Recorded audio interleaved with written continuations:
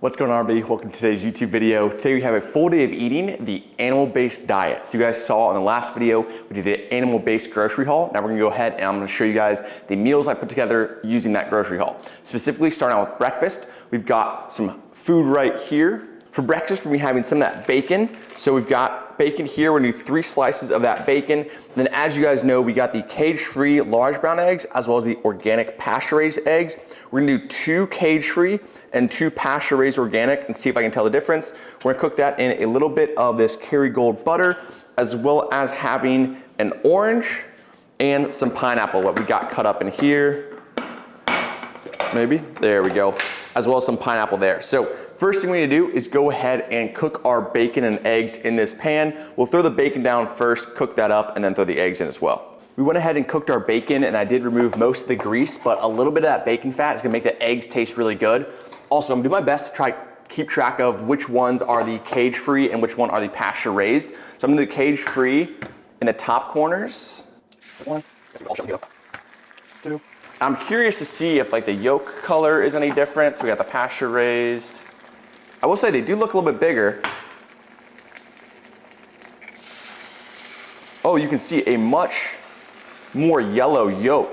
Hopefully that comes through on camera, but that is much more yellow than the orange ones from the just large brown eggs. Let's see if that's the case for both.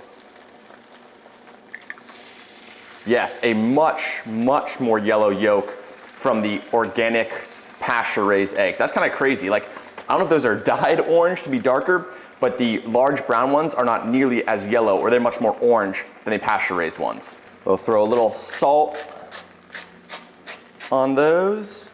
And then since the pan is already pretty warm, they're probably ready to flip already. Obviously cook your eggs to your preference, whatever that is.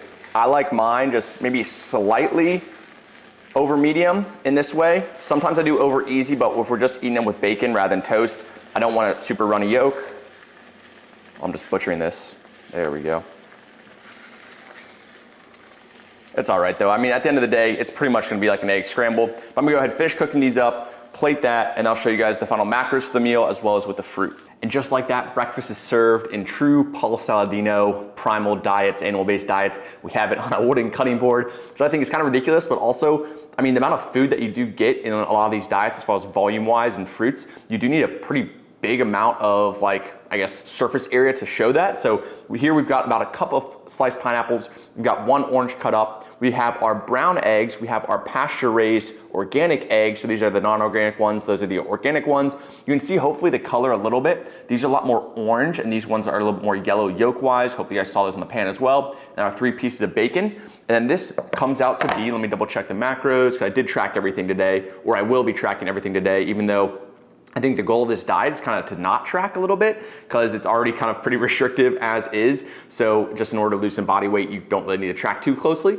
But this comes out to be 564 calories. It is 37 grams of carbs, 30 grams of fat, and 32 grams of protein. And the big thing I'm most curious about is seeing if I can tell the difference in taste between the organic eggs and the non-organic eggs. So I'm gonna go ahead and make myself a decent bite.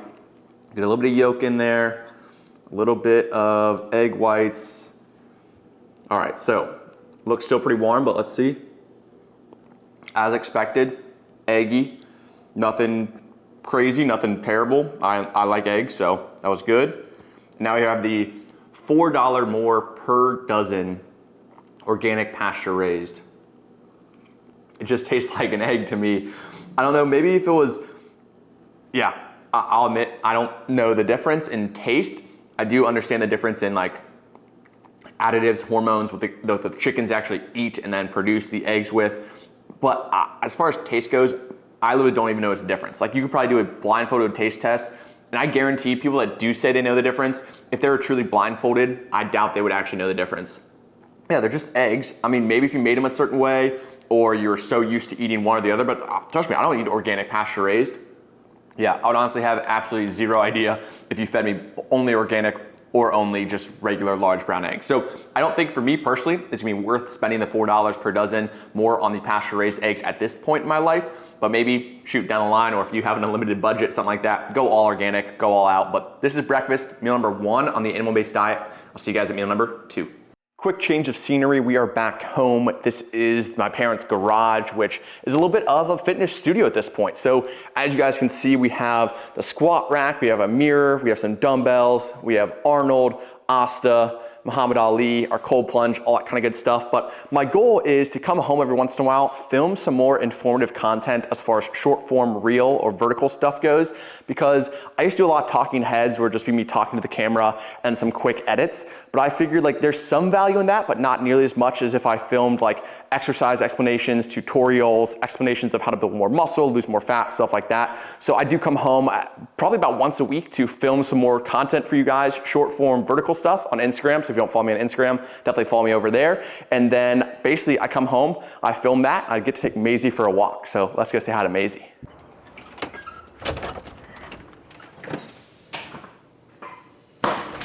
Hello there, puppy. Hi. Well, hello there. Well, hello there. How are you? How are you? Look who it is. Hi. You say hi to the people? They miss you. Everyone misses Maisie. That's one thing. I think I got more comments about Maisie not being in the videos anymore since I moved than anything else. So here's Maisie in all of her glory. Say hi, puppy. Do you wanna go for a walk? Because you know when I come home, we go for walks, right? Yeah, that's a good girl. That's a good girl. Yes, I know. Are you excited? I miss you so much. And I'm very glad I can come home because I don't live too far away. I can take you for a walk. All right, everyone, that's your Maisie content. I'll make sure to get more of Maisie in here as much as I possibly can, or I'll even throw some old clips into new videos just so you guys can make sure you get your Maisie content because she is so cute and precious. Maisie, can you sit? Oh, are you too excited? Can you sit? Can you shake? Yeah. She's excited to go for a walk. So we're gonna go for a walk, get some steps in outside in the sun, right? Yeah. I love you.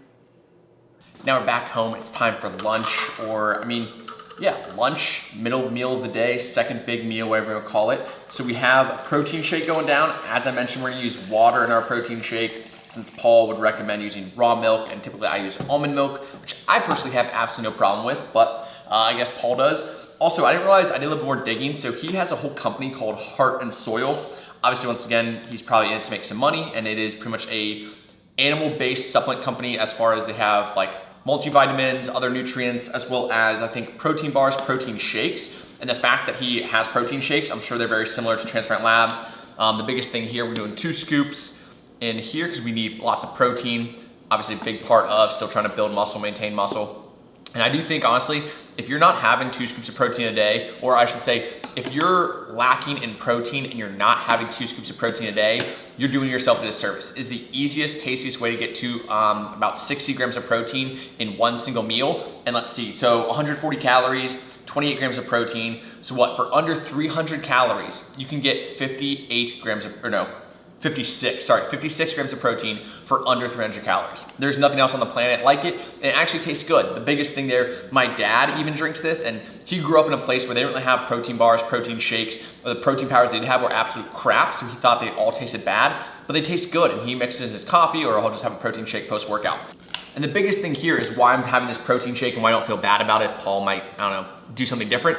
It's a 100% grass-fed whey protein isolate. So although yes, it's technically kind of processed, there's no additives to it. It is simply just a form, like it'd be, they basically take a banana, instead of eating the whole banana, you're gonna peel some layers off, right? Just like our whey protein isolate, instead of having just actual dairy, you're gonna pull some layers out of the dairy and just have the protein in it, not the other fats and carbs and stuff like that. So we have that protein shake over here. I'm gonna give that a quick shake. Ooh. Make sure your shaker bottle is all the way on. There we go, so I'll give that a quick shake. And then the other products, or I guess the other foods we'll be having, we're gonna have 1 serving of cheese. Oh, I just lost a little bit. This is just Parmesan Reggiano cheese. This is the raw cheese, so that's a good thing. I guess Paul wants raw dairy. We also have some leftover pineapple from this morning, as well as about 150 grams of blueberries. We're gonna have, one apple, and 1 banana. And you guys will see, I'll read the macros, there are a lot of carbs in this. So I think a lot of people think that the animal-based diet or the carnivore diet, well, the carnivore diet is a little bit different, but the animal's diet is low carb. Oh, there's no breads, there's no pastas, no grains. I'm gonna show you that that is very wrong if you do have fruits. So this meal comes out to be 673 calories, 89 grams of carbs. Yes, 89 grams of carbs, probably 25 in the apple, 25 in the banana. Cheese probably doesn't have much carbs. The shake doesn't have much carbs. Probably another maybe 20 in the blueberries and pineapple. Fruits are an extremely good source of carbohydrates. You don't need to eat pastas and breads and cakes and all that kind of stuff. You can get really good carbs from fruits, plus fiber, plus micronutrients, plus all those vitamins and minerals. So definitely recommend eating more fruit. 9 grams of fat and then 69 grams of protein. As I mentioned, the cheese has some protein, and obviously the protein shake being the biggest chunk of our protein right there.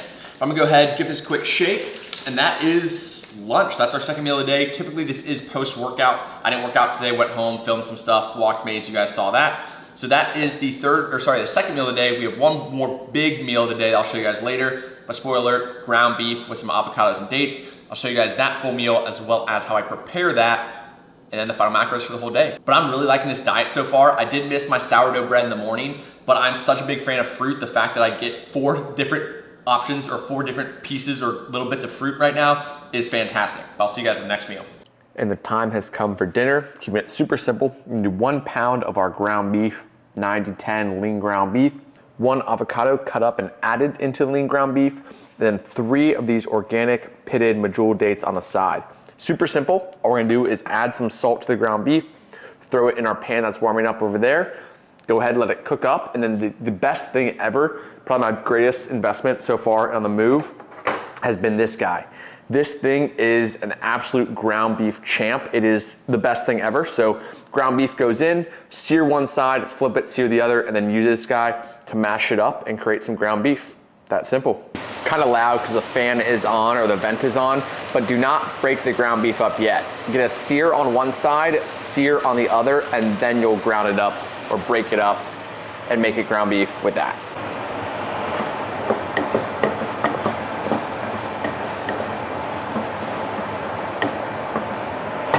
As far as the avocado goes, this thing is the best invention I didn't know I needed until I started eating more avocado, which I'll admit, I was not a fan of avocado for the longest time, especially as a kid. I thought it was gross, and now I literally eat one every single day and then could not live without it. So as you saw, simple as that, carve it out. This little guy, push, turn, pops right out. It is the greatest thing in the world. We're gonna throw that away. And as far as what I do to actually get my avocado out, you could use the scraper thing. What I found best is just go ahead and use the toggle, or I don't even know what you call it, the slicer, to go ahead and make some lines in there like that. Go across horizontally as well. And then just give a quick little kind of scoop around. Hopefully, there we go. If my tutorial doesn't turn out horribly. Boom, and all you can do, put it down and squeeze, and it all pops out. One little piece right there. It's a pretty good job. I do scrape the last little bit out because you know what? Every macro counts. Scrape that, boom. We're gonna repeat with the other side, and then that's our meal. And just like that, dinner is served, keeping it simple, easy, single ingredient, as well as our dates. I will have 3 dates, but I eat the ground beef and avocado first. If you haven't tried this combination, I was very skeptical about this at first. I actually found this from a guy on Instagram, I believe Joey Sorts or Joey Sorted or something like that. And I was like, you know what, I like ground beef. I'm starting to like avocados more, and I tried it, and I've literally had it almost every day since, especially on the cut, when I try to cut back on my calories a little bit. It's a bunch of protein, but it's not much carbs at all. The carbs are coming from the dates. But what I noticed is by reducing my carbs like pastas, breads, rices, grains, stuff like that, oats, sadly, I do miss my proteins, but it is a small and short-term sacrifice for the next, I would say, maybe 10 to 12 weeks to lose some body fat. I'm keeping my carbs around my workouts and having mostly fats and protein around the rest of the day to keep me nice and full. And I really like the higher fat, lower carb for the dieting phase so far. I've never done this before. I normally do low fat, very high carb as I diet down, but I'm starting to enjoy a little bit higher fat. It keeps me a little bit more satiated, and I keep my carbs around my workout. But this meal right here, the pound of 90-10 ground beef, the avocado, going with a medium avocado, and the 3 dates is 1,160 calories. It is 42 grams of carbs, 66 grams of fat, and 96 grams of protein. And then, okay, yeah, I need to go with the final calories for the entire day. is 2,397 calories, 167 grams of carbs, 106 grams of fat, and 197 grams of protein. So although this diet doesn't really talk about calories at all, it just kind of talks about different like portion sizes as far as like carbs, fats, proteins, you can still, even though I would say it is typically made to be a fat loss diet, you can still gain weight on this. It is not the diet specifically that's gonna help you lose weight or gain weight or build muscle or lose fat. It is the number of calories that you're consuming. So as much as I do agree with some of the things that Paul says, I think Paul is one of the guys that realized that extremes capitalize, or he's capitalizing on the extremes on social media. So the fact that he used to really go by Carnivore MD on social media. Now he goes by Paul Saladino. He came with this animal-based diet, basically converting from carnivore to adding carbs back in, because carbs are a great source of energy for our body. And he realized that keto or carnivore, was not actually what was able to sustain his body and actually the best thing for him. So I think the big thing there is experiment with different diets, different foods, and figure out what works best for you. I will say in general, the less processed foods you have, the more single ingredient foods you have, the more whole foods you have, the better you'll feel and the better you'll look. But I don't think it's good to demonize certain food groups or say you can never have this, never have that. I think moderation is key, but the more whole foods you have in your diet, the less processed foods, the better. I do agree with that statement, but I don't agree with the kind of demonizing of certain food groups or the fact that he just kind of like makes all these like extreme statements. Like I'm sure when he was doing carnivore, he said this is the best diet ever. 2 years later, he's eating fruits and has a decent amount of carbs in his day. So don't always go with people that are extremely, I would say, stubborn or give you absolutes.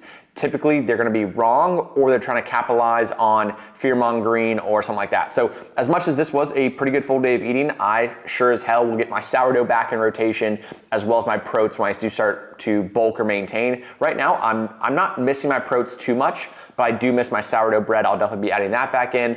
Other carb sources, I don't really, honestly, I love fruit, so I don't really miss any carb sources, but I'll probably also add back in my carrots and bell peppers because those help with my volume, and I do still think vegetables have their place in any diet. But without further ado, that is a full day of eating on the animal-based diet coined kind of by Paul Saladino. I do think there's a lot of good in there, but I also think there's a lot of room for improvement, and I don't love the one size fits all, this is the only food that you can eat. Instead, incorporate foods you enjoy, as well as primarily focus on whole foods and minimizing processed foods. Without further ado, make sure to like, comment, subscribe if you haven't already. If you guys have any other diets you want me to try, leave them down in the comments below. I am not very motivated to try the carnivore diet or go keto. I might try that if I get a ton of comments about it.